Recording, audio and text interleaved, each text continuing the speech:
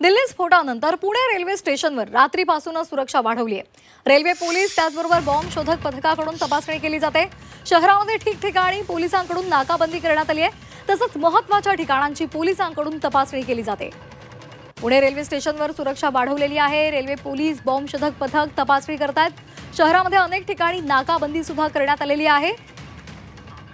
दिल्लीमध्ये स्फोट झाला आणि त्यानंतर आता सर्वच ठिकाणी नाकाबंदी केली जाते। पोलीस बंदोबस्त वाढवलेला आहे। आपण ही 3 दृश्य पाहतोय।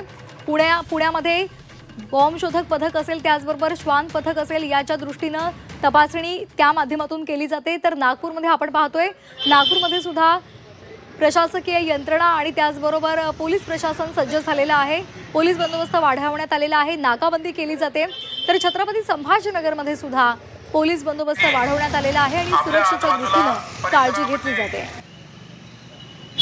तर पुणे, नागपूर, छत्रपती संभाजीनगर या सर्वच ठिकाणी अनेक महत्त्वाच्या ठिकाणी, ज्या ठिकाणी जास्त वर्दळ असते, जी महत्त्वाची ठिकाणं आहेत, त्या ठिकाणी आता पोलिसांकडून सुकरडी नजर ठेवली जाते।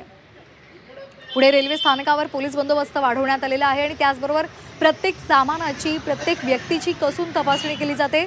बॉम्ब शोधक पथकासोबतच तिथे श्वान पथक सुद्धा तैनात करण्यात आलेलं आहे। आपल्या आजूबाजूला परिसरामध्ये